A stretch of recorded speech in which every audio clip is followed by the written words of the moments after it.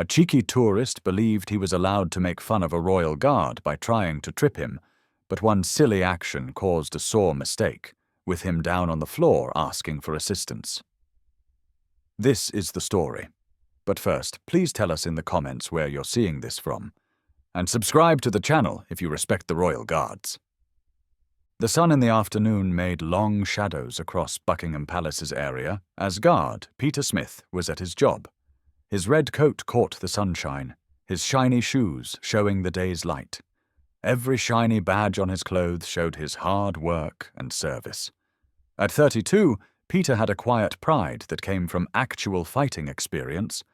Tourists taking pictures wouldn't know that the hands holding his special gun had also saved injured friends in Afghanistan under attack. The wind in the late summer moved his bearskin hat's feather, but Peter didn't move, his eyes looking straight ahead with strong focus. Behind that special look was the power of a soldier who got his job through more than just practice. 3 times of being on duty had shown him what it really meant to guard, not just places and things, but the ideas they show. Tourists walked around the palace, their happy talk and cameras making a normal sound for Peter's time. Most were polite, staying a good distance away as they took photos or heard tour guides talk about the Queen's Guard's past. A small girl waved shyly from behind her mum, and though Peter's face didn't change, his eyes softened, the kind of small reaction that only comes from years of work. 2 old soldiers went past, their medals getting the sun. They nodded slightly to Peter, a sign of knowing between people who knew the special clothes were worn by a true soldier. Their quiet politeness was different from the odd tourist who only saw a chance for a photo, not seeing the old customs and giving up that the clothes showed. The palace bell rang 4 times, its sound going across the area. Peter had been at his spot since early morning, his body as straight now as it was then. The control that kept him still wasn't just body control, it was the same strong will he used in fights that got him praise he never talked about, that made him the kind of soldier who could be a real sign of army accuracy and strong duty. The good feeling of the palace area broke as Michael Brown's voice cut through the air. "This is rubbish," he said, clearly loud enough for people to hear. "Dad could likely get this whole building if he wanted." At 18, Michael Brown had never been told no by anyone important in his rich life. His fancy clothes, white trainers that had never been on a tennis area, a silk shirt that cost more than some people's rent for a month, showed he was someone who had been given everything except the sense to be thankful for it. "Watch this!" he shouted back to his own teacher, who was close by, worried. He was hired more as a childminder than a teacher for the summer holiday to Europe. Michael pushed through some tourists who had been quietly taking pictures of the palace, his actions having the careless idea of someone who had never had problems for his actions. The silk of his shirt made a noise as he came close to the no-go area around guard Peter. Michael's neat hand went through his perfect hair, something he'd done many times in mirrors, though it didn't have the power he thought. "Hey, toy soldier!" he shouted, his voice clear with fun. "Bet you want a proper job, huh?" His teacher, Mr. Jones, came forward with a worried look. "Michael, maybe you should think who pays you." Michael stopped him, not looking away from Peter. The guard's stillness seemed to annoy him, like a costly toy that wouldn't work. I mean, look at him, just standing there like a thing. Likely couldn't get proper work anywhere. A woman nearby, in her middle ages, pulled her kids back, her face showing dislike and worry. Michael saw and gave her what he thought was a nice smile, the same smile that had got him out of trouble at his special school many times. "Don't worry, Mum, I'm just going to make things fun. Place could do with some real fun." He got closer to Peter, looking at him with the same uninterested look he might give a museum thing. The guard's fancy clothes, his straight body, the small signs of real army experience, all of it was missed by Michael, who only saw another thing to go against, another rule to try. Seriously. Michael made his voice louder, playing to the people watching. My dad's security men at least do something. This is just sad. He moved back on his costly shoes, making him look smaller than 18, a kid playing at being strong in a world he didn't know. Hey, Mr. Robot. Michael went around guard Peter like a cat playing with something it didn't get. Is this really what you wanted to be? A place for tourists? His voice had the special badness of young people mixed with money, sharp, making fun, and completely not knowing its own lack of knowledge. The heat of the afternoon had started to be heavy on the palace area, but Peter's body stayed straight, his eyes still forward, though many years of army teaching had made him know Michael's every move. The boy's costly shoes made a noise against the stones as he kept going around making fun. I bet it's because you couldn't do well in the actual army. Michael went on, getting into his idea. That's it, isn't it? Had to be okay with playing games. He got closer, his silk shirt making a noise. Or maybe you just like wearing nice clothes. The hat's a bit much, though, don't you think? Mr. Jones tried again, weakly, to stop him. Michael, these guards are actually working. Working what? Michael turned around, his face excited from having people watch. Standing still, looking nice for photos. He turned back to Peter, feeling braver by what he thought was weakness. Come on, at least blink or something. Show us you're not just a very costly model. A small group of tourists had moved away, feeling awkward, but Michael was too into his act to see. He got even closer to Peter, close enough that the guard could smell the boy's costly lunch. You know what I think? Michael's voice got lower, like in a play. I think you're just scared. Scared to move, scared to talk, scared to be real. His words had the sureness of someone who had never had real problems, who had never learned the difference between being brave and being cruel. The sun caught Peter's medals, things he got in fights Michael couldn't imagine, in places his rich world had never been. But the boy only saw shiny things, more parts of a costume to make fun of. Nice badges you've got there, Michael said bad, his face close to the medals. Did they come with the clothes, or did you have to get them? He reached out, like to touch one, then pulled back, laughing loudly. Oops, nearly forgot. We're not meant to touch the things on show. An old man with a soldier's badge came forward, his face tight with controlled anger. Young man, those medals were got in the shop? Michael stopped him, with the easy way of someone who had never been taught to be polite to older people. Come on, this whole thing is just a show, and not even a good one. He turned back to Peter, his voice getting an ugly sound. At least the guards at the theme park talk back. The worry in the area had become clear. Parents took their kids away, while other tourists watched with a mix of being interested and scared. But Michael, protected by 18 years of getting what he wanted, didn't notice the feeling he was making. Still nothing? Michael's voice had got a harder sound, his rich sureness breaking because of Peter's strong quiet. You know, in my world, when someone doesn't listen to you, there are problems. The last word came out with badness he hadn't used before, a kid's copy of Power he'd seen but never got. His fingers pulled at his silk collar, a worried action that showed his growing annoyance. Every second of being ignored seemed to take away from 18 years of feeling he deserved things.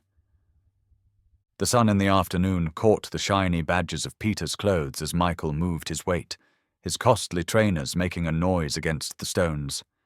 Years of army work had taught Peter to read body signs, the small things that come before bad actions. He could see it growing in the boy's body, in the way his neat hands made fists and opened, in the growing redness of annoyed feeling across his young face.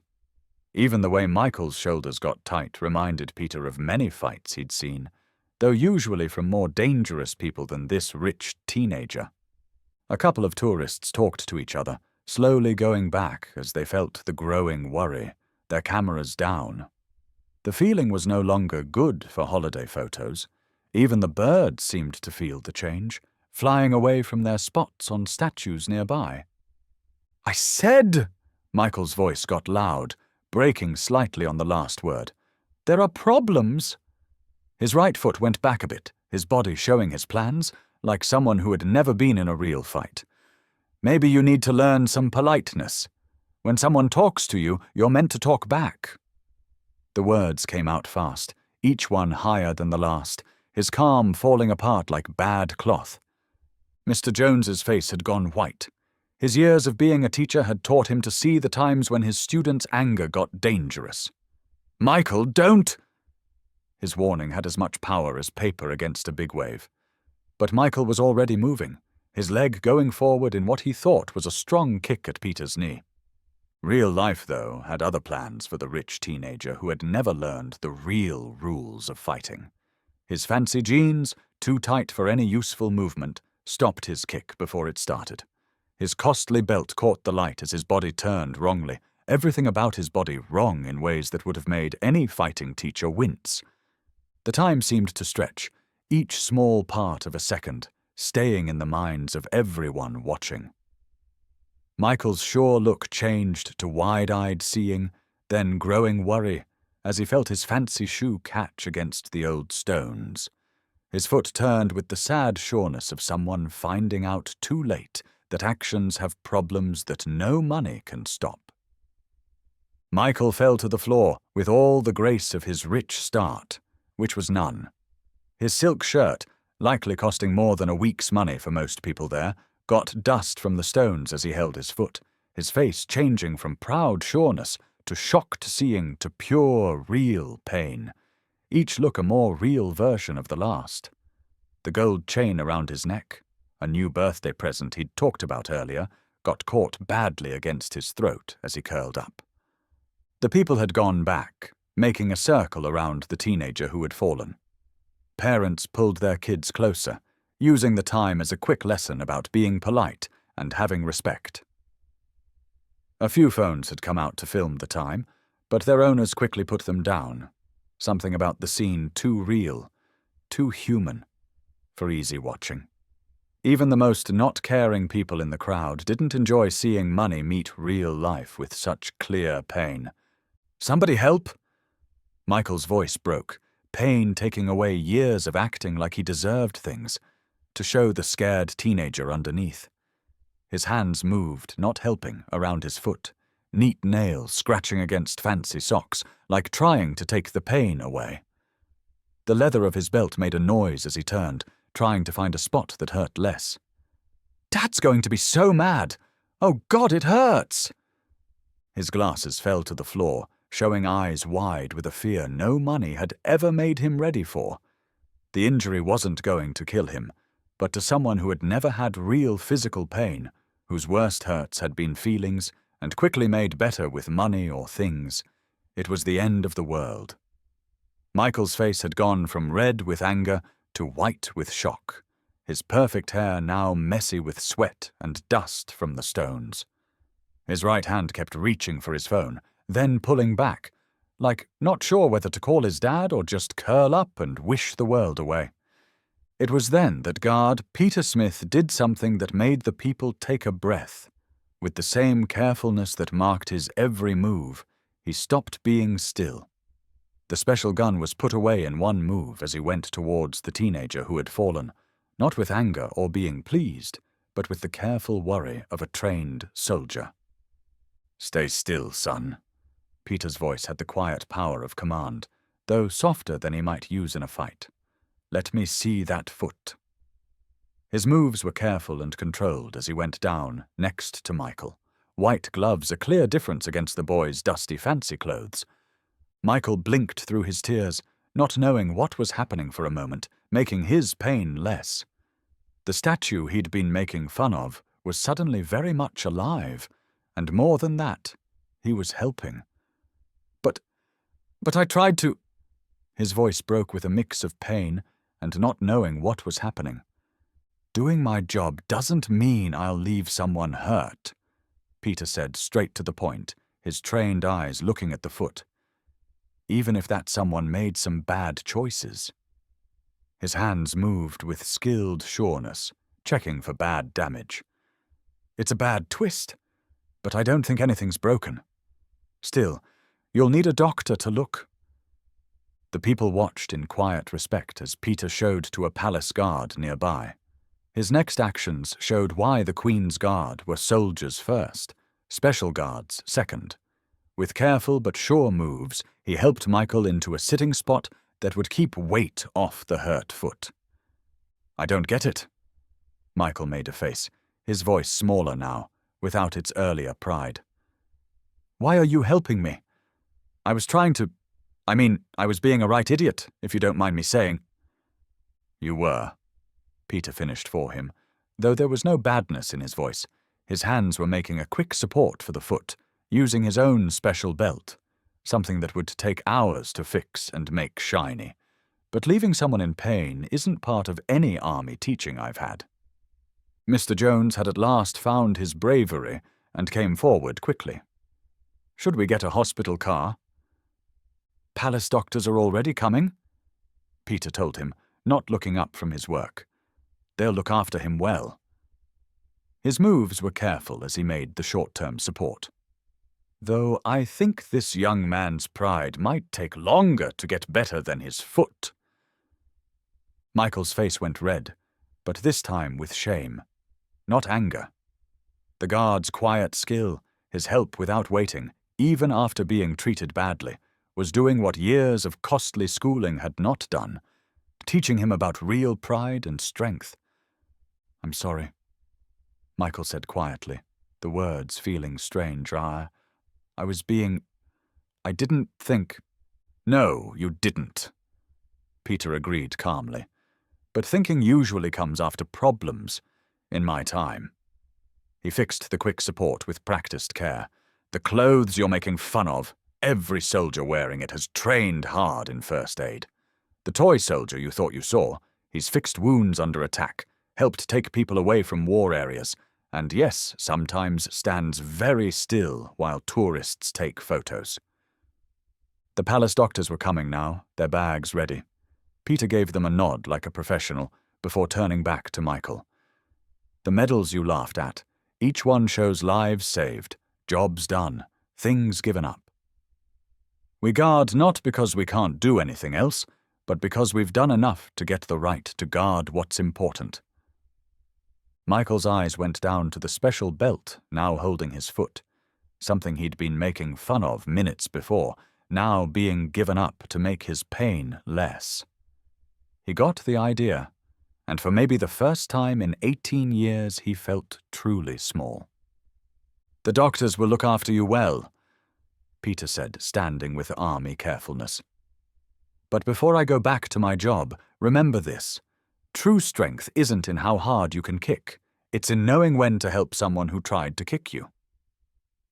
As the doctors started their work, Peter stayed close, his being there now having a different kind of power, not the special stillness from before, but the strong command of a soldier making sure a thing was handled well. "This might hurt a bit," one of the doctors said as they looked at Michael's foot. The teenager bit his lip, trying not to cry again. His costly shirt was ruined, his perfect hair now wet with sweat. But somehow those things seemed not important. "The thing about guarding," Peter spoke again, his voice low for Michael's ears, though others could hear, "is that it teaches you to wait. Teaches you that there's more to strength than moving, more to power than acting." He stopped as the doctors worked, seeing how Michael made a face. "It teaches you to think before you act." Michael looked up, his face a mix of pain and understanding that was starting. Nobody ever—" He had trouble finding the words. "Everyone usually just does what I want. And that," Peter said quietly, "is maybe the worst thing they've done to you." His words had no blame, just the simple weight of truth. In the army, we learned fast that high position and being rich mean nothing to bullets or bombs. Nature works the same way. Real-life rules don't care about your family's name or how much money you have. The doctors were wrapping Michael's ankle now, their movements skilled and sure. Mr. Jones was close by, his earlier fear now changed to real worry for his student. The crowd had started to go away, though many stayed, feeling they were seeing something important. When I first joined the army, Peter went on, his voice taking on a teaching tone that got attention, I thought I knew everything. First day of practice, I learned differently, not from being shouted at, not from exercises, but from a simple truth. The uniform doesn't make the soldier. The soldier honors the uniform. Michael nodded a bit, understanding starting to get through the fog of pain and shame. Like how you helped me, even after I was such a... He stopped, not able to find a word bad enough. The uniform shows something bigger than any one person, Peter explained. When you made fun of it, you weren't just being rude to me, you were being rude to every soldier who's ever worn it, every giving up it shows, every idea it stands for. He changed his body, perfect like on a parade ground, even in this teaching time. But answering rudeness with not caring would make it less good, just as much. The medical team had finished their first treatment. We'll need to get him to a good place for a picture, one said. It's likely just a bad twist, but better to be sure.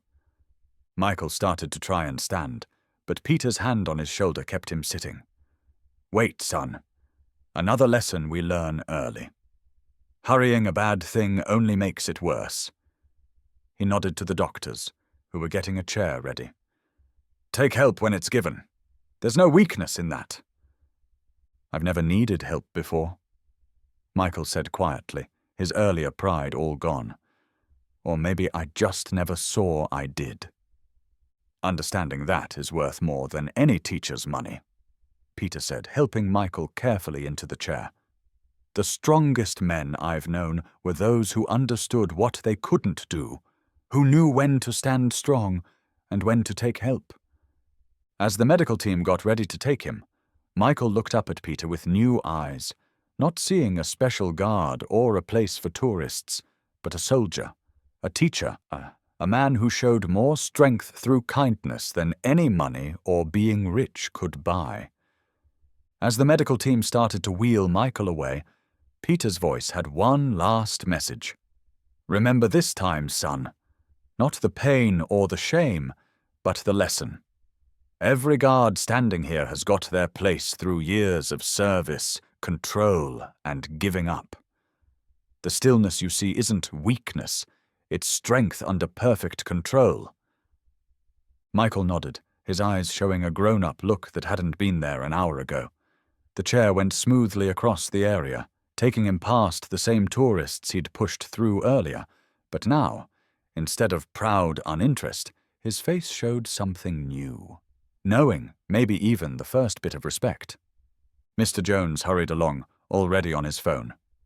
Yes, Mrs. Brown, Michael's had a bit of a problem. No, ma'am, the guard was actually very kind. His voice got quieter as they went towards the doctor's area. Peter watched them go, his body still perfect, even after breaking rules to help. The crowd that stayed looked at him differently now, not as a thing for tourists, but as what he really was. A soldier whose job to duty included not just guarding, but showing the ideas of service and kindness his clothes showed. With the same carefulness that marked his every move, Peter went back to his spot. His special belt was gone, given up to help the very person who had made fun of it. But somehow, its not being there made his clothes seem even better. Each medal shone in the late afternoon sun, their meaning no longer just special, but shown through actions. As he started his watch again, a strange thing happened. Tourists who came close now did so with clear respect. Parents quietly explained to their kids not just what the guard was, but what he showed. The story of what had happened went through the crowd in quiet talk, each time saying the lesson again that true power comes not from force or being rich, but from goodness and kindness. From the palace doctor's area, Michael watched through a window as Peter stood at his job, exactly as he had before. But now, the teenager saw something different. Not a statue, not a place for tourists, but a living show of ideas he was only starting to get. His foot hurt, but the pain seemed to be teaching him something his rich life never had. Respect isn't got through money or force, it's got through actions and goodness. As the sun started to go down over Buckingham Palace, guard Peter Smith kept his watch, standing as he always had. A guard not just of gates and walls, but of good things that no money could buy and no pride could make smaller. Sometimes the strongest lessons come not from books or teachers, but from times of being made to feel small. On that summer afternoon at Buckingham Palace, a young man learned what no money could teach, that true strength is not in being able to control others, but in being able to help even those who've shown us rudeness. Guard Peter Smith's actions that day showed something deep about the place he showed. The Queen's Guard aren't just special people keeping old customs, they're soldiers who carry their good things into every part of their job. When he had to choose between right anger and kind care, Peter chose the harder path, the path that truly honors the clothes. For Michael Brown, a twisted foot became a changing time, a painful but needed lesson in being less proud and having respect. Maybe in that time of being weak, he found something his rich life had never shown him. That real power doesn't come from money or place, but from the strength of goodness shown in times of trouble. The thing that happened is a reminder to all who see or hear about it. The guards who watch at Buckingham Palace aren't just standing still, they're standing for something. Something that stays long after the tourists have gone home. Something that stays strong when made fun of or not understood. Something that changes lives through example, not force. What would you have done in Guard Peter's place? When faced with rudeness or being made fun of, could you answer with the same level of skilled kindness? Would you be able to put aside right anger to help someone who had just tried to hurt you? If this story made you think, don't forget to show your support. Like this story, share it with friends who would like its message, and follow the channel for more stories that make you feel good and lift you up. Press the bell so you're told when new stories go live. Before you go, think about the example set by Guard Peter. Leave your thoughts in the comments below and tell us what true strength means to you.